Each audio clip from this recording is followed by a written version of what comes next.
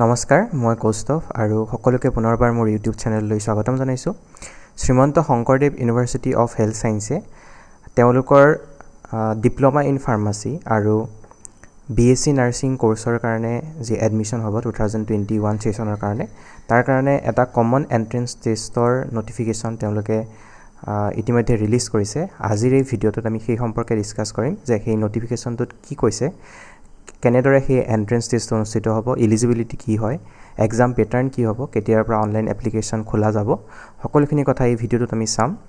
তাৰ আগতে এটা ৰিকুৱেষ্ট যিসকলে প্ৰথমবাৰৰ কাৰণে মোৰ ভিডিঅ'টো চাই আছে আজি বা যিসকলে নিয়মিতভাৱে মোৰ ভিডিঅ' চাই কিন্তু চেনেলটো সাবস্ক্ৰাইব কৰা নাই তেওঁলোকক মোৰ চেনেলটো সাবস্ক্ৰাইব কৰি ল'বলৈ অনুৰোধ জনাইছো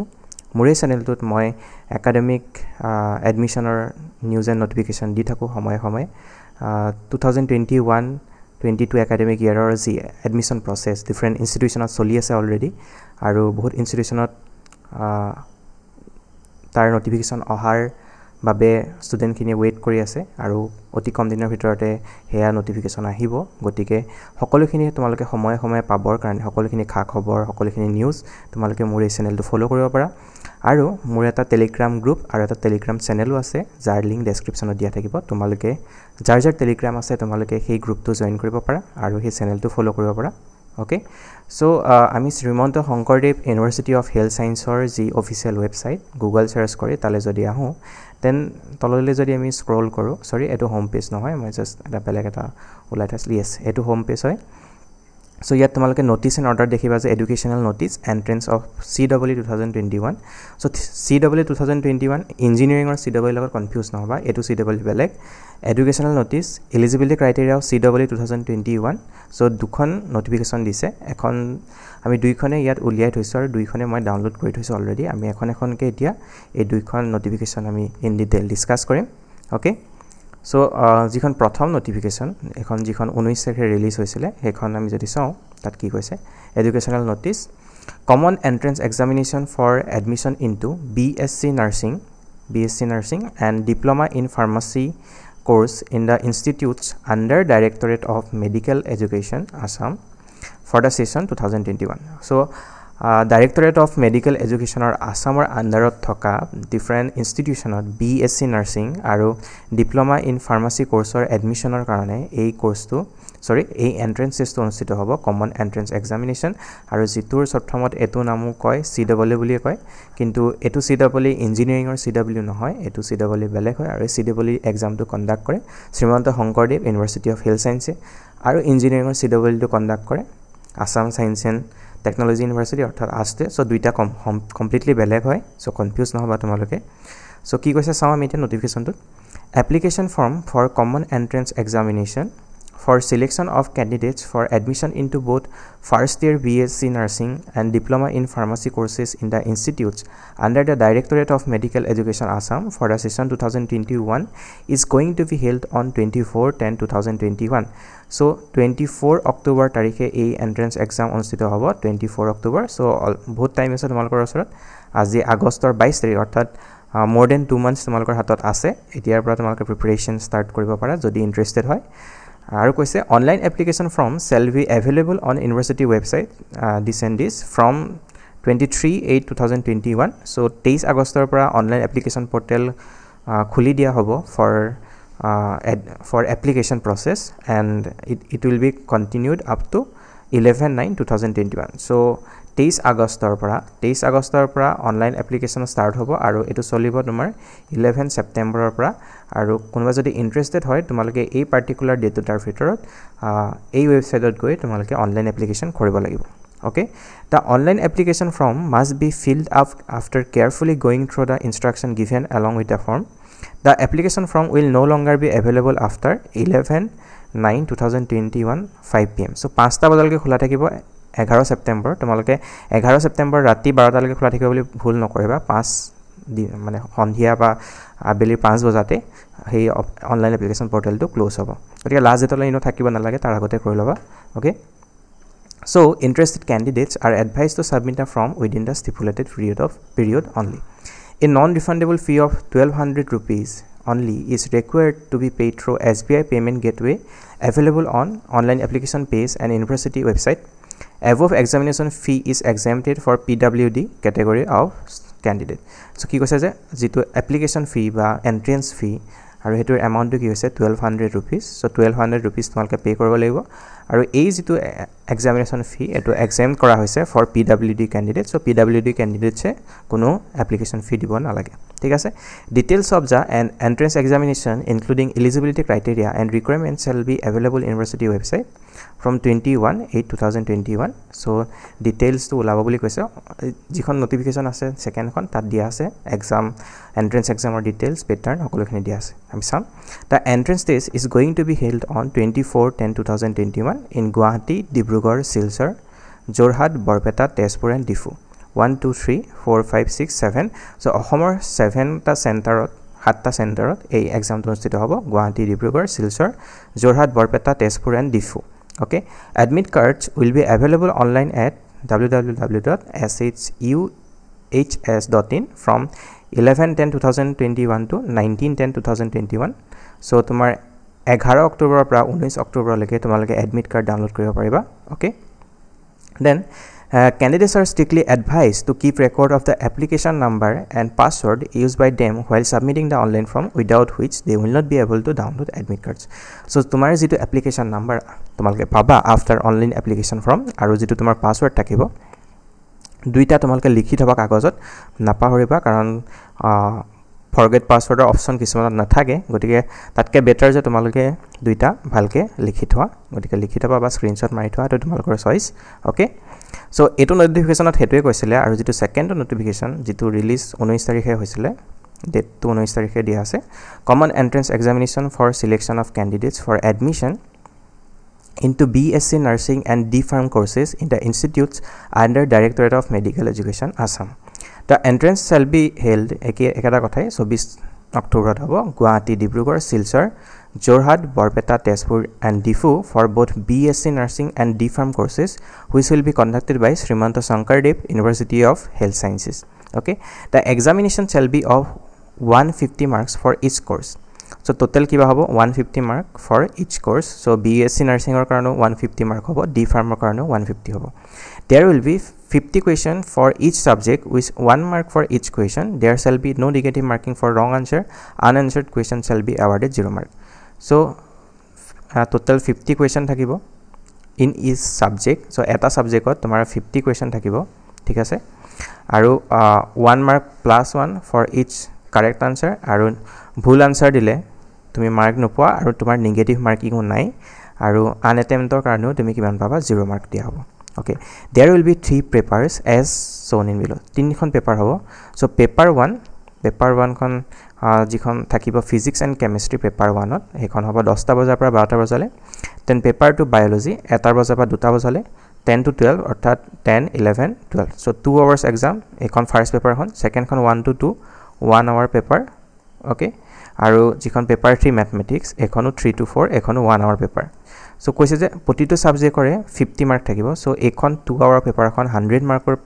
100 marks hobo ekhonot total tare 50 mark tomar ki horaibo 50 mark physics aru 50 mark chemistry okay aru yar biology yar 50 mark hobo paper 2 aru paper 3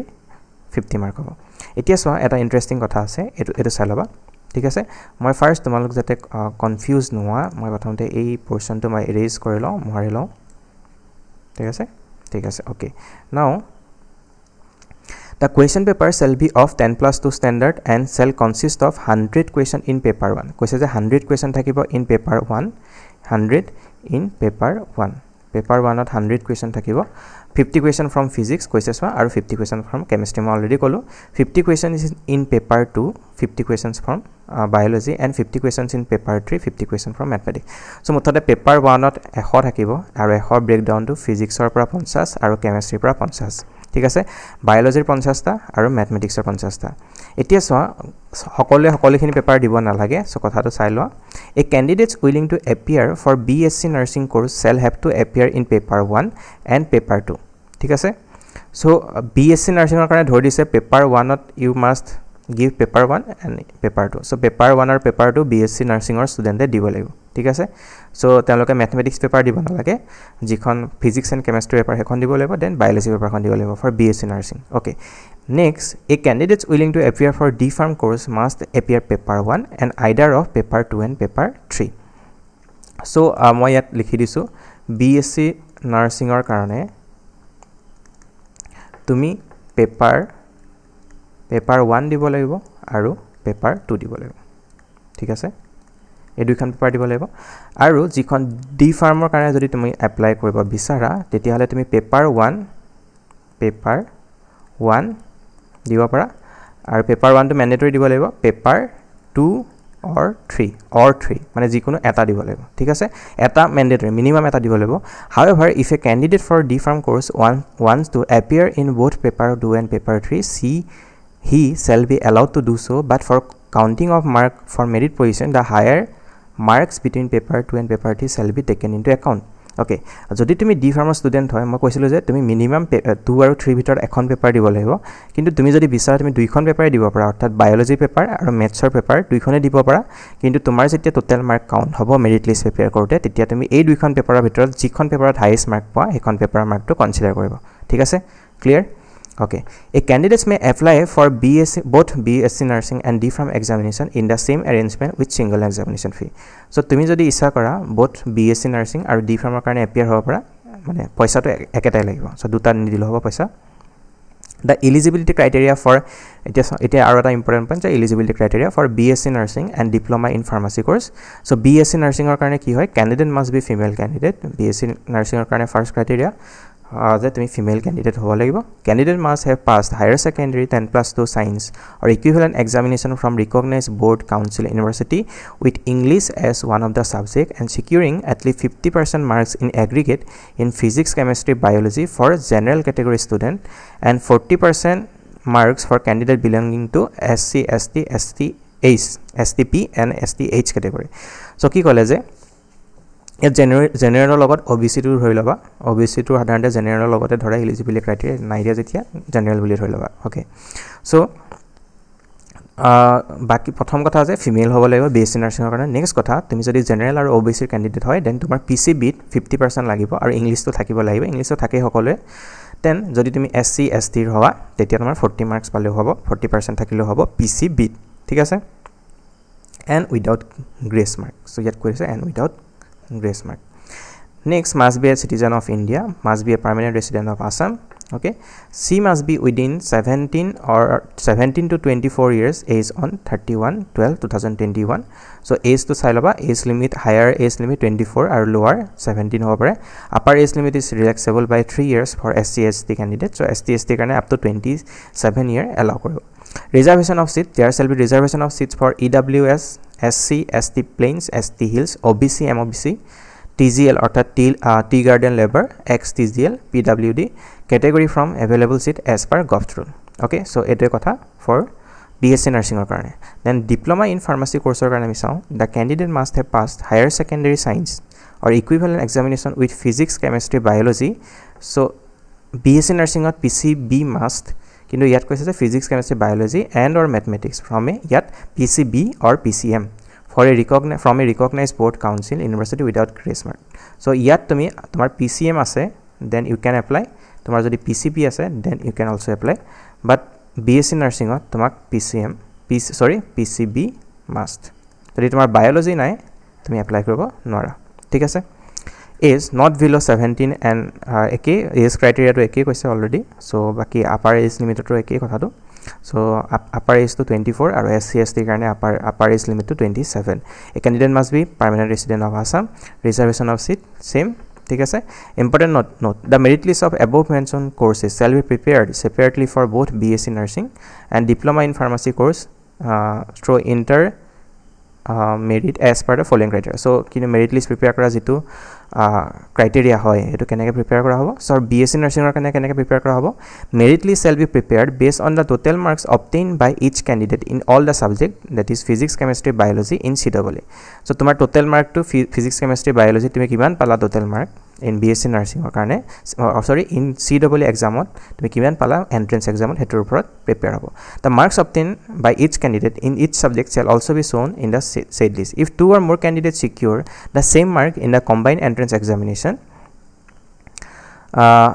The merit list of such candidates shall be determined in order of preference as follows. So যদি তাই হয় কেনেকৈ যদি দুটা ষ্টুডেণ্টে ধৰা 100 total mark কিমান আছিলে 50 50 50 150 right so 150 ৰ ভিতৰত দুটা ষ্টুডেণ্টে দুইটাই কিমান পালে 120 পালে দেন কেনেকৈ টাই ভাঙিব সো ফাৰ্ষ্ট কি চাব বায়োলজিৰ মাৰ্ক কম্পেয়াৰ কৰিব সো 120 ৰ ভিতৰত ধৰি লোৱা প্ৰথম ষ্টুডেণ্টে বায়োলজিত 40 পালে আৰু সেকেন্ডে 41 পালে সো ইয়াক প্ৰেফাৰেন্স দিয়া হ'ব যদি ইন কেস বায়োলজি মাৰ্কো যদি সেম হয় বায়োলজি মাৰ্কো যদি সেম থাকে দেন কি হৰ চাব কেমিষ্ট্ৰি মাৰ্ক চাব আৰু কেমিষ্ট্ৰি মাৰ্কৰ পাছত বাকি ওকে নেক্সট কি কৈছে যদি কেমিষ্ট্ৰি মাৰ্কো সেম হয় তেতিয়া কৈছে যে if it further tallies then mark obtain in biology then chemistry then physics of qualifying examination shall be considered in the times of counselling so তাৰ পাছত তোমাৰ টাই হলে ফাৰ্ষ্ট তোমাৰ 12ত বায়োলজি মাৰ্ক চাব দেন কেমিষ্ট্ৰি মাৰ্ক চাব যদি বায়োলজিও টাই হয় বায়োলজি সেম হয় দেন কেমিষ্ট্ৰি মাৰ্ক চাব আৰু একেবাৰে লাষ্টত ফিজিক্সত তুমি যিমান মাৰ্ক পাইছা হেতু চাব ঠিক আছে সো তেনেকুৱা কথা ডি ফাৰ্মৰ কথাটো Okay, so above mentioned criteria will be same. However, out of the 2 marks obtained by the candidates in biology or mathematics in entrance examination, only 1 marks whichever in more shall be counted. That is PCB or PCM. So, jikono eta dhora hobo for preparing of merit list in case of candidates preferring D Pharm course. Almost same hoy. Thik ase? Important. It is responsibility of the applicant to furnish all the information correctly. Any information given by the applicant, if found to be false or any ineligibility criteria detected in any stage later on, shall make him her disqualified from the entrance examination with all its associated consequences. Okay. ঠিক আছে a candidate who desire to be considered under reserved category shall have to furnish original certificate of the concerned category from the competent authority at the time of counseling so counseling time of tomar jikhon caste certificate so reservation karone jodi apply kora ba caste certificate by EWS ba PWD so ekon certificate lego so PWD kotha to yat koise so telokor korpora lagibo hetu kotha koi dise et sai loba ঠিক আছে As the form is to be submitted online, the candidates are not required to send any documents to the university. All necessary verification, scrutiny of the related documents of the candidates regarding eligibility, reservation, etc. will be done at the time of counseling by the concerned authority. So, eku etia pothaba nalage hard copy. So, obviously online ot tomak ji upload koriba koy hekini upload kori diba. So, during counseling tomar original document verify koriba boli koise. Thik ase in view of ongoing pandemic situation, the examination will be conducted maintaining all existing COVID-19 protocol and advisory in this regard will be issued in the university website 7 days before the examination. So guideline detail release koriba COVID-19 related norms. So hekine kotha koise ei dota notification to ji interested hoy BSc nursing ba D Pharm course karone tomaloke ei entrance to appear hoba para 23 tarikhor pora online application portal khola jabo godike tar pasor pora tomaloke kori loba aru last date kiman asile online application last date asle tomar 11/9 so 11 September leke last date so aru 24 October tomar porikha hobo okay so ekhini kotha yat koise aru 23 tarikh orthat kaile pora jeto online application start hobo gotike kaile ami aru eta video banabole try korim je keneke online application to koribo lage ঠিক আছে so আজিৰ ভিডিওত ইমানে next ভিডিওত লগ পাম এটা নতুন academic ইনফৰমেশনৰ সৈতে till then bye bye